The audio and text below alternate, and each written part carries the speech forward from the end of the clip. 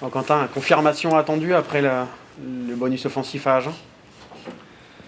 Confirmation, oui, c'est bien sûr que ça serait la chose la plus plaisante à faire. Après, on va jouer contre une très grosse écurie du top 14, voilà, avec à tous les postes des joueurs internationaux. Donc, je pense qu'il faut qu'on prenne ce match avec beaucoup d'humilité.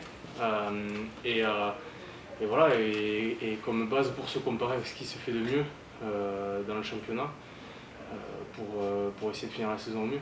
Au-delà du résultat, je voulais dire confirmation dans le sens de la constance que vous avez eu dans la partie, de la rigueur, de la discipline, sur le fond de jeu en fait, l'application du plan. Ouais, bien sûr qu'après, l'objectif premier, ça va être d'être aussi peu pénalisé qu'on a été à Agen, de tenir des bonnes séquences avec la balle, de bien occuper, voilà, d'avoir une conquête dominante. C'est ce qu'on aimerait avoir tous les week-ends. Donc oui, bien sûr qu'un gros match passera par une confirmation de ce qu'on a fait à Agen. Après, c'est vrai que la mêlée, c'est un point sur lequel on s'appuie depuis le début de la saison. Et comme je l'ai dit juste avant, bien sûr que ça va être l'occasion de se jauger. On n'a jamais relâché la pression tout au long de la saison sur la mêlée, sur le travail qu'on faisait en semaine et même sur les semaines de coupure.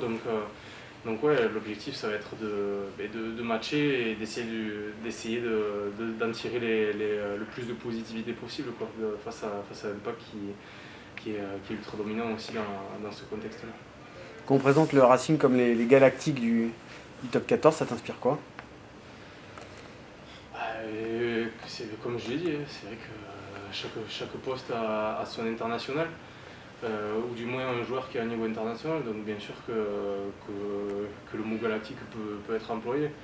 Après voilà, bon, mais ça reste du rugby. Je pense que voilà, sur des matchs aussi importants que ça pour eux et pour nous, voilà, peut-être que les niveaux peuvent s'équilibrer aussi avec la pression, avec pression de résultat, pression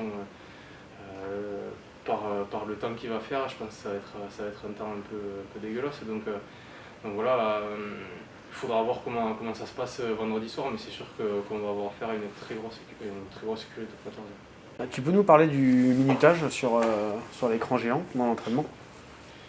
Ouais, mais tout simplement pour avoir plus de rigueur sur le contenu d'entraînement. On approche de la fin de saison. Il y a pas mal de corps qui commencent à fatiguer. Donc il faut tout simplement que les contenus d'entraînement soient le plus condensés et le plus intense possible pour avoir le plus de jus le week-end. Donc voilà, ça va partir.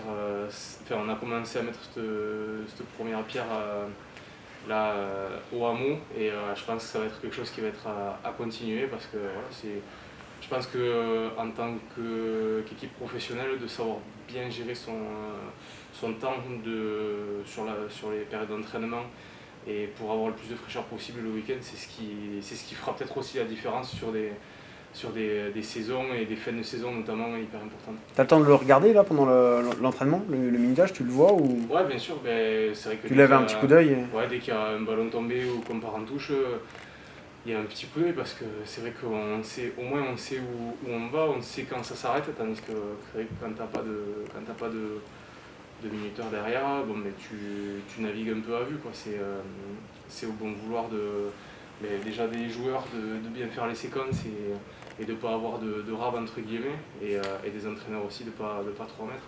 Donc là je pense que c'est la parfaite alchimie entre les deux, quoi. C'est la première fois aujourd'hui ou... Non, on s'est déjà entraîné hier avec.